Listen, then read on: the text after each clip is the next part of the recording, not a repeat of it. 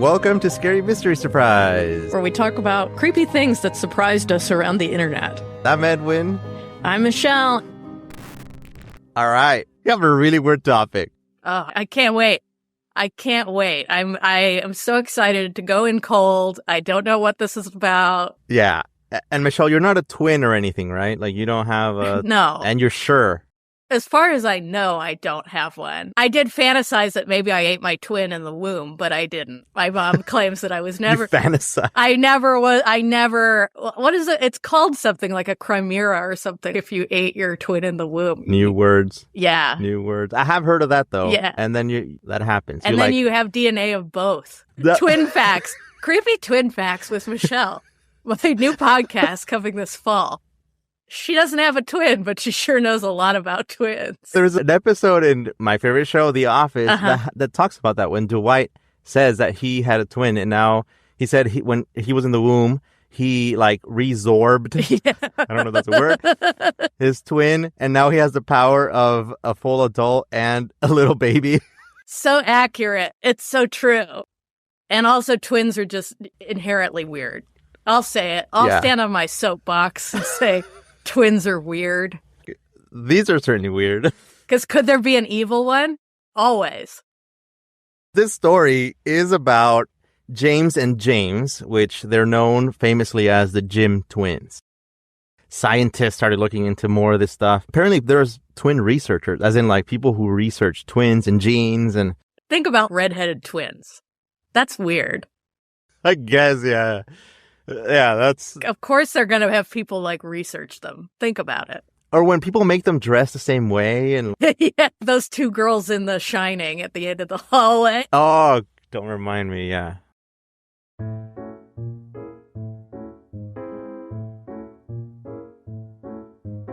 Here it is. So James and James, or the Jims for short, were only 3 weeks old when they were put up for adoption back in 1940 in Ohio. So they didn't have names when they were adopted. But their new parents chose the names James. Both of them are named James. Are they identical twins? They are identical twins. Oh, rough. That's a rough break. But the parents didn't know each other. They knew that the babies had a twin brother, but they didn't keep contact because of rules, you know how... Wait, did they separate the babies? Yes. Oh, they separated. Oh, gotcha. Two of them popped out. And then they separated them. And they were adopted by two separate families. I'm imagining they didn't just say, okay, which one do you want? I'm sure the nuns lied. They bring out the one baby to the family and they're like, here you go. And then another nun brings out the other baby to the other family in another room and is, here you go. And they're both like, we'll call him Jim. Yeah, and then they smile. Yeah, they walk out. They pass each other in the hallway, but no one looks at each other's babies because they're swaddled. And then life continues. The scene fades out. And here we are. They had no contact with each other, right? The families didn't know each other, blah, blah, there's rules. Both parents knew that their baby Jim had a twin brother, but that was it. And what was weird about this is that the twins happened to live lives that were eerily similar. So almost as if they were written for a story. So even then, this is super, to me, it was hard to believe. So one of them became Jim Lewis, and the other was Jim Springer. Different names, that's good.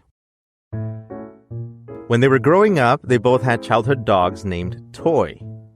So it's a strange name today, but back then this was probably cool. I think that's just a cute name for a dog. But also like that they both named it Toy. That's so weird. Yeah, it's like, for me, I remember I had a dog named Daisy, or was it Daisy? I knew of a dog named Daisy. I knew a few dogs named Daisy. So it's just, maybe Toy was common. All right, maybe not that big. I had a cat named The Kitty. No, creative. You came up with that? Yeah, it was my childhood cat. He wouldn't respond to anything else except Kitty, so. Yeah, that's awesome. Yeah, and it's pretty common too, I'm imagining. Like, I never had any cats, but plus people always say, here, Kitty. Yeah, of course. That's why it was the only thing he responded to. Jim Lewis was the one that initiated this process to get in touch with the other. And he went through an Ohio courthouse to get the phone number of the other one. So I don't know where I heard about this, but supposedly like you have to ask the court and then some lawyer like requests, I don't know, reaches out to the other party. Then they get permission and then They both agree. There's a broker in between. So he went to the courthouse, and it was February 9, 1979, when the Jim twins were reunited. And they were both 39 years old. And it was then when they started to find out more about each other. There's news articles about this. There's Ripley's, the Believe It or Not people, the group that has that museum with bizarre and hard to believe type of thing. Oh, yeah, I know Ripley. Yeah, they have, is it a museum or is it It's a museum in Hollywood, yeah. Linking back to my beloved Zach Bagans, they've done an investigation there. Apparently, the objects are very haunted in that. Haunted? Because they have like real shrunken heads and stuff. Oh, geez. Also, the Marilyn Monroe dress that Kim Kardashian just wore and apparently ruined is at that Ripley's, Believe It or Not. So if you need to go check on that dress, you can go there. Oh, I've never been in there. Dang it, I should go. You should go. It's Hollywood Day. So as they started talking more and more, they found out that they were both really good at math, right, when they were kids in elementary school. They both liked woodworking, which was, all right. All right. Not a huge stretch, but that's cool. That's cool. Another hobby that they have in common. Yeah, I imagine back then, like, you grew up in the 50s. Wow, you're into math? I'm into math. You're into woodworking? I'm into woodworking. And they were both terrible at spelling. So it's just... All right, I'm here with you. Okay. And then it says, again, these are general things that I think if people are listening like to this, they might just be like, yeah, I'm a terrible speller. Yeah, I like math. Okay, big deal, right? Yeah, I know. Yeah, I'm like sitting here being like, yeah, I literally have a bunch of misspelled letters, like words on my notepad right here. But sure, cool. Okay, they're bonding. So this is where things start to get strange. So they both got married to women named Linda, right? Then they divorced the Lindas, and they remarried. So they're both divorced. But get this, both remarried to women named Betty. Right? They both had one son, and they named them the same name. I don't know if you can guess, but it was James. And the middle name was Alan on both of them. Yeah, this is where it starts getting weird. Obviously, one of them like misspelled the name or spelled them different, like Alan with 2 L's and the other one with 1 L. Not a big deal. It might just be a typo. I don't know. And the strangeness continued with both finding out that they were both heavy smokers. In fact, they both liked the same brand, Salem cigarettes specifically. Both drove a Chevrolet car, and they had similar jobs in security, with one of them being a sheriff and the other being a security guard. They also found out that they both suffered from tension headaches. Yeah, but that feels genetic. Tension headaches are like... Yeah, from the genes. Yeah, because you literally were in the same womb. So yeah, you would have you both have tension headaches. But anyway. Yeah, and here's one of the things that I found that... Obviously, they have a whole list of things, right? So I imagine that they had conversations that are like, oh my God, you do that? I do that too. Do you bite your nails? I bite my nails too. You do this? And basically all these details, right? And as they kept going, they're like, where do you go for vacation or whatever? And they actually had the same vacation spot, like the same beach in Florida. It's so weird. Yeah, and they were close, as in they were both in Ohio, like maybe 40 miles apart. I don't know. They were within the same general area from what I read. And people started really like, the list goes on, so we're not going to get into all these little details of things that they found out. But I think the major things to me that were like, what? Is the names of their wives, like all this stuff. Yeah, that's pretty funny. And this is where, yeah, it's... I hope the Lindas became friends after divorcing the Jims. I hope the Lindas went and are like best friends out on the town. Just feeling sorry for Bettys out there who are now married to Jims. Yeah, I don't know why I'm imagining them that they look alike. I'm pretty sure they didn't. Me too. I'm sure they're not twins, but I'm also imagining them looking alike. And the Bettys looking alike as well, even though they're obviously not twins. Unless we've missed a big part of the story. I don't know why I'm imagining them in the same blue dress, maybe polka dot, holding hands, jumping. 100%. 100%. So people started investigating all this stuff, right? Like I said, there's people that study twins and genes and genetics and all this stuff. So others lean more on acknowledging genes as a guilty party here. So they're saying that genes can determine so much more than just physical attributes, like personality, sexual orientation, IQ, stuff like that. Obviously, this event made headlines, and scientists that study all this stuff started coming up with their observations. But they also came up with this interesting theory. And this is a thing that's dating back probably a long time. I'm just guessing here. But they try to come up with maybe twins have like telepathic connections with each other. Okay. And to make choices that are like, okay, I'm going to do this, and then to lean more towards... Well, yeah, the exact same thing. That would make me wonder if there's a more dominant one and one's like a projector and a receiver. Because it's like one of them being like, oh, I'm going to marry this lady named Betty. And then the other one being like, Betty's. I gotta find a Betty. Goes on the classified ads and looking for Betty. Yeah, like looking for Betty. I just love the name.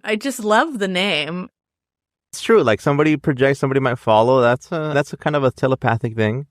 Like people, you get that in your head and you're like, I don't know, between Sandra, Lily, and Betty, I'm gonna go for, I don't know, Betty. It's fine. I think, Betty's the one. So this very scientific article talks about how people sense... Is it from BuzzFeed? How did you know? No, it was probably like, I don't know, Cosmopolitan. I don't know. Oh, I just took a sip of water and almost choked to death. Anyway, continue. But it was one of those, I don't know, Pop Sugar. I don't know if that's a website, but it sounds like... Probably. Yeah, it is. Pop Sugar. It might be from there. That it says that there's legit ways, as in how people send and receive thoughts from each other without talking or writing them down or anything. Again, this is what telepathic communication is. For anybody who doesn't know, it's just like you can just know what a person's thinking and that's it. Nobody said anything. Nobody made hand gestures. Like it's just, there you go. So here are 5 signs that you can communicate telepathically, okay? So if you have any of these, Michelle, let me know, okay? Okay. I'm listening. You can feel the other person's emotions. Okay. Right? All right. So that's a sign. So if you can feel it, okay. You can find yourself anticipating the other person's words before they... Okay. Before they eat their sandwiches. So we can't communicate telepathically. Your energy is merging with you when you are physically close to each other. You can feel when the other person's about to contact you. Now, this is a thing that happens. I don't know if this is like, not just with... Oh, it happens to me all the time. Yeah, all the time. Yeah, I will find myself, especially during like breakups. I'll just say that. During breakups and you feel like someone's going to call you and they call you. Yeah, that kind of thing. There's like things like that. Michelle, what if you had established a telepathic connection with this person? Well, then I'm going to do cord cutting ceremony and get rid of it. Because it's true. Like sometimes... Like, you don't think of, like, a family member that's just, No, I think you totally do. I think, there's totally something to that. Yeah, I don't know what it is. It's like maybe sending a little energy signal to them. Maybe it's telepathic. Telepathy? I don't know. Telepathy. Yeah, there's something about that, because that happens all the time. It's like a little synchronicity that happens. Yeah, and I think that's what the scientists wanted to study. Is this different with... Because technically twins, if they grow up together... They're actually in the womb together. They grew up together. Then they share a bond or something. One of the twins, I think it was the Jim... What was the first one? Lewis? Is it Lewis? Yeah. Jim Lewis always said that he felt like part of him was missing or like he was missing something. Oh. Yeah, I like that. I think he definitely knew. Here's the thing. Like with telepathy... If you're around a person enough, I see it's different for them, but because they had never been around each other. But if you're around each other enough, you can know when somebody's thinking something and not have to like say anything. You know what I mean? You just know when someone's in a bad mood, you know what they're trying to say. I think there's something about proximity and just being able to read a person. So it's not like you think of it like a thought gets transmitted? I think it could be that. I 100% do think that. But I also am like, you can get that with anybody if you're living with them. But it is interesting that they were twins and they never knew each other. And they did all these things without being in proximity to each other at all. Something interesting that I read about in a dog training book somewhere is that dogs can read your expressions, like with your eyebrows. Yeah, they're really good at body language because they're always watching. Yeah. Although my dog right now is literally eating a bone, so he's not watching now. He's busy. So that's how they can tell. And I think that's so cool. They can see the shape of your eyebrows or they see your facial expression.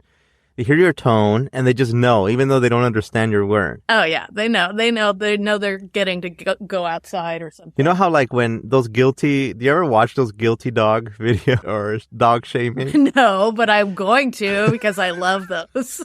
I love a new genre of dog video that I haven't heard of before. It's like they destroy a thing. Do they just look guilty? Like they can't make eye contact. Anyway, but yeah, so that's pretty much the Jim twins little phenomenon there. So just to test our telepathic communication here, Michelle, right? Ooh, okay, good. I'm glad we're going to test it.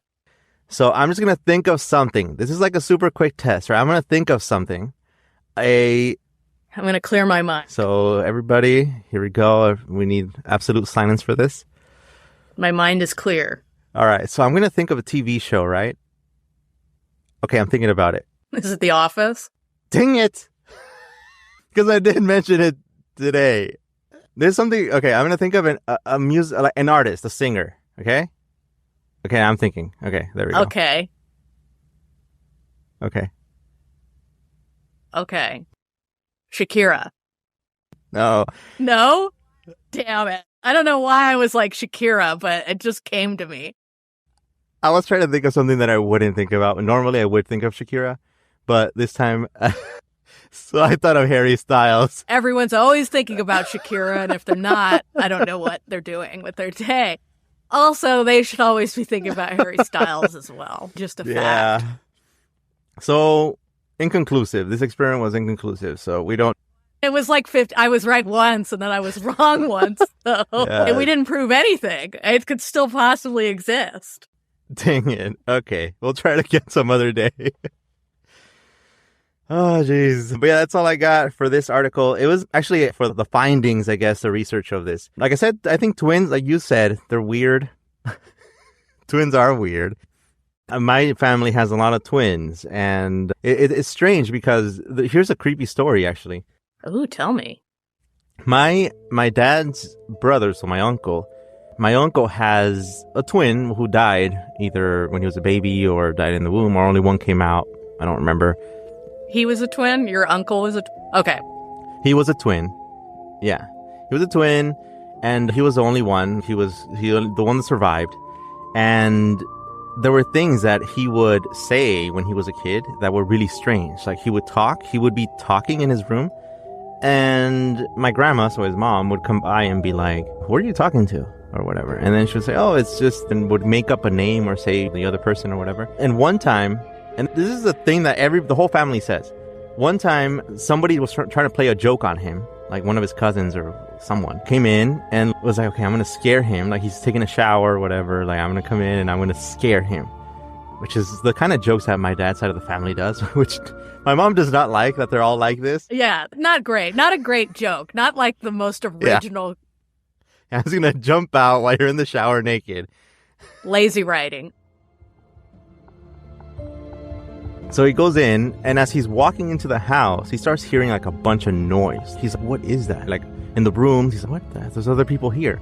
He goes in, and then he just hears like something like I'm saying like furniture falling, like a loud bang, right? So he goes, "What the heck?" So he goes in thinking like, "Wait, so who's in the shower?" He starts hearing all these noises, not poltergeist full on. He doesn't see stuff, he just hears. And he hears from the shower that my uncle says, "Hey," the word for brother, which is, I guess, is like informal word to say brother. He goes, "Hey, can I like stop it already?" And then all the noise stopped. So then this cousin or whoever it was, like, just stormed out and closed the door. He got more than he got more than he asked for. Yeah. And he says that stuff. There's things, one time, actually, he used to get into fights. Like, he was really like one of those troublemaker kids. And one time he got in a fight. He was with some other kid from the neighborhood, but like a really mean one, like as in a gang member type of thing. And one time somebody was snuck into his house, into his room, to try to stab him.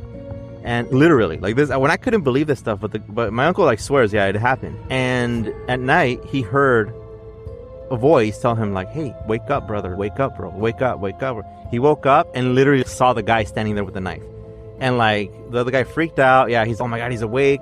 Got into another little brawl, whatever. And yeah. And these are stories that I'm just like, these are intense, but why would you make them up? That's totally happening to your uncle. He does have a ghost brother that's hanging out with him. And he probably sees him and thinks it's normal and is totally fine with it because it's just normal. Because he's been doing it since strange.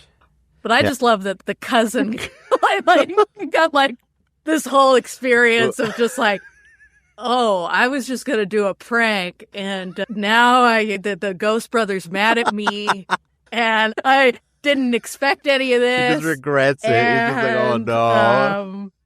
Yeah, just like, I've learned my lesson. I'm never pranking anyone again. I'll learn to write my comedy better. But it's always tough for me to believe this stuff when I'm like, did it happen? Like, you can tell. A person's telling you something. Yeah, this happened. And you're like, jeez. He's got nothing to gain from telling that story whatsoever, so. Yeah, he just, yeah. And I think it might affect him like the other way. Like, they might just think he's weird. Oh, okay, now you believe in ghosts. Okay. Yeah, it's, oh, what a weirdo. Yeah, he doesn't benefit at all from telling that story, so I think there's nothing to do but believe him. Yeah, super, super creepy, but anywho, that's what I got for this week. On for next week, we got, I don't know what kind of surprise. We just don't know. I guess it'll be a surprise. So if you have an idea, send them to us. We want to know what you want us to talk about. And we will. Yeah, surprise us with your surprises. The email is going to be in the description of this episode. If you want to find us on there, it's hello@scarymysterysurprise.com. All right, see you guys next week. Bye. See you next week.